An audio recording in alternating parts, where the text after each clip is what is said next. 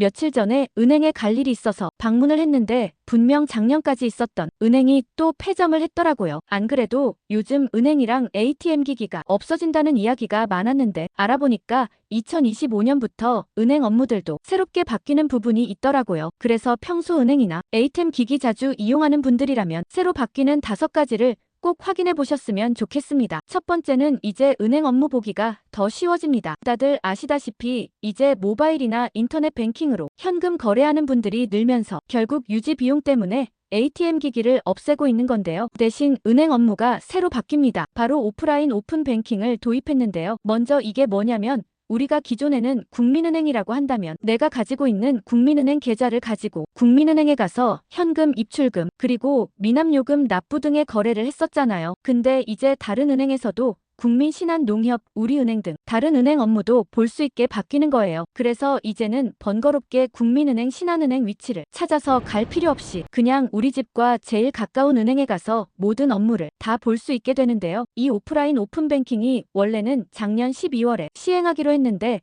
아직 준비가 덜 돼서 올해 상반기 안으로 전국으로 시행한다고 하니까 알아두시면 좋을 것 같아요. 그리고 ATM 기기를 없애는 대신 STM 기기를 대폭 확대하고 있는데요. STM 기기가 뭐냐면 고기능 무인 자동화 기기라고 해서 기존의 ATM 기기에서 불가능했던 은행 창구 업무를 80, 90%까지 가능하다고 해요. 예를 들면 스트리트 기기에서 손바닥 정맥이나 지문으로 본인 인증을 하면 기존의 ATM 기기 업무를 포함해 통장 사본 출력, 체크카드 발급, 통장 발급, 보안카드, OTP 발급, 그리고 신분증 카드 발급기 스캐너 기능도 있어서 대출 업무는 물론이고 휴일이나 주말에 카드나 통장을 분실해도 발급이 가능하다고 합니다. 그러니까 이제는 무인이 AI 시스템으로 사람을 대체하는 방안으로 점점 바뀌고 있는 건데요. 물론 편리한 점도 있겠지만 갑자기 있었던 동네 은행이 점점 없어진다는 점은 조금 아쉬운 부분인 것 같습니다. 두 번째는 예금자 보호법이 바뀝니다. 은행이 파산해도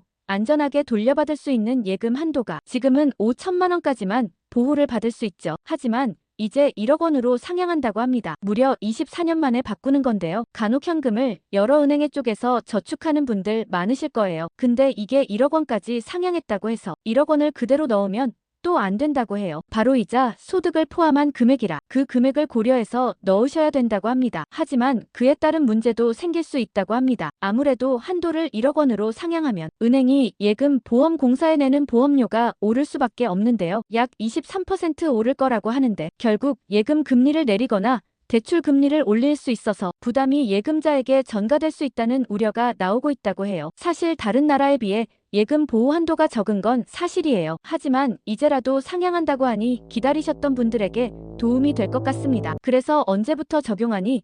작년 11월에 법안이 국회에 통과돼서 특별한 사유가 없으면 5월쯤 시행된다고 하니까 알고 계시면 좋을 것 같습니다. 세 번째는 차고 송금 반환 제도가 싹 바뀝니다. 최근 휴대폰으로 간편 송금한 사람이 늘면서 계좌번호 또는 금액을 잘못 입력하는 경우가 해마다 늘고 있고 또 돈을 잘못 받은 사람도 전화를 피하거나 되돌려주지 않아서 피해를 당하는 사람들이 많아졌다고 하는데요. 그래서 차고 송금 반환 제도로 돈을 돌려받을 수 있다고 안내를 해드립니다. 먼저 차고 송금은 예금 보험공사가 대신 돈을 받아서 되돌려주는 제도인데 만약 내가 실수로 차고 송금을 했을 때는 은행에 연락할 필요 없이 예금보험공사에 차고 송금 반환 신청하면 예금보험공사가 대신 돈을 잘못 받은 사람에게 직접 반환 안내를 하고 필요한 경우에는 법원의 직급 명령 등을 이용해서 최대 5천만 원까지 돈을 회수할 수 있게 도울 줬는데요. 근데 이제 5천만 원이 아닌 최대 1억 원까지 돈을 회수할 수 있게 개선되고 또 이게 연간 1회밖에 돈을 찾을 수가 없었습니다. 그러니까 1년에 2번 실수하면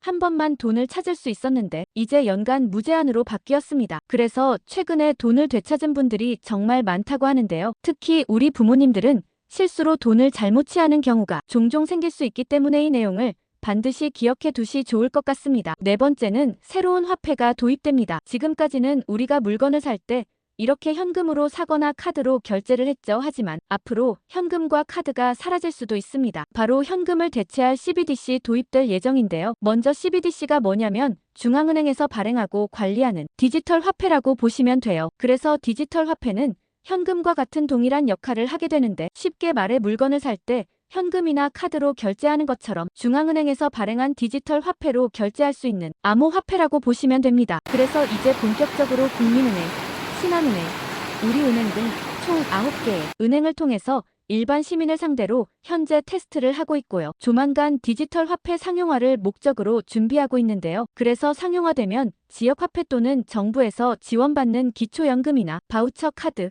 지연금 등을 디지털 화폐로 지급할 예정이라고 합니다. 그럼 거래는 어떻게 하냐? 궁금하실 수 있어요. 여러분들이 먼저 중앙은행에서 주민등록번호에 연동되는 전자지갑을 개설을 합니다. 이때 디지털 화폐는 예금 토큰이란 이름으로 현금과 1:1로 교환이 가능한데요. 이걸 가지고 지금 삼성페이나 카카오페이를 사용하는 것처럼 휴대폰으로 모든 결제를 다 하는 거라고 보시면 됩니다. 그래서 이 디지털 화폐가 블록체인 기술을 쓰기 때문에 거래 내역이 모두 남아서 보이스피싱 범죄나 여러 금융 범죄를 줄이는데 도움이 될 수 있다고 하는데요. 근데 이거는 좀 말이 나올 것 같죠? 이걸 반대로 말하면 당국이 모든 개인의 거래 내역을 확인할 수도 있다고 볼 수 있기 때문에 이 부분에 대해서 걱정하는 분들이 많습니다. 물론 지금 당장 현금이 모두 사라지는 건 아니지만 요새는 현금 거래가 줄고 온라인 결제가 급증하면서 현금 없는 사회가 가속화되고 있기 때문에 이를 준비하는 단계라고 보시면 되니까 미리 알고 계시면 좋을 것 같습니다. 5번째는 오픈 뱅킹을 평소 자주 하시는 분들 꼭 보셔야 됩니다. 최근 오픈뱅킹 덕분에 스마트폰만 있으면 내가 가지고 있는 모든 은행들의 계좌를 들여다보며 은행 업무를 볼 수 있게 되는데요. 아까도 말씀드렸듯이 요새는 어플리케이션 하나만 깔면 굳이 은행에 가거나 ATM 기계를 찾을 필요도 없어졌죠. 하지만 문제는 오픈뱅킹 보안이 취약해서 가짜 신분증과 그 신분증으로 개통한 알뜰폰 하나면 허무하게 뚫린다는 점이 큰 문제였다고 하는데요. 그래서 바뀝니다. 먼저 안면 인식 시스템을 통해서 실명 확인을 반드시 거치도록 하겠다는 건데요. 여기서 안면 인식 시스템이 뭐냐면 지금까지는 고객이 제출한 신분증이 가짜인지 변조인지 그 여부만 확인할 수 있었지 해당 신분증을 사용하는 사람이 본인인지 아닌지는 정확히 알 수가 없었다고 해요. 그래서 이제는 신분증 사진과 스마트폰 등으로 찍은 고객의 얼굴 사진을 비교해 같은 사람인지 확인하고 또 고객이 신분증 사진과 함께 본인의 얼굴 사진을 제출해야 된다고 합니다. 그리고 지금까지는 신분증을 잃어버린 사람에게만 그 책임을 물어서 은행에서는 피해 보상을 해주지 않았다고 해요. 하지만 은행에도 그 책임이 있다고 판단해서 피해의 최대 50% 은행이 배상한다고 하니까 이 내용도 기억해 주시면 좋을 것 같습니다.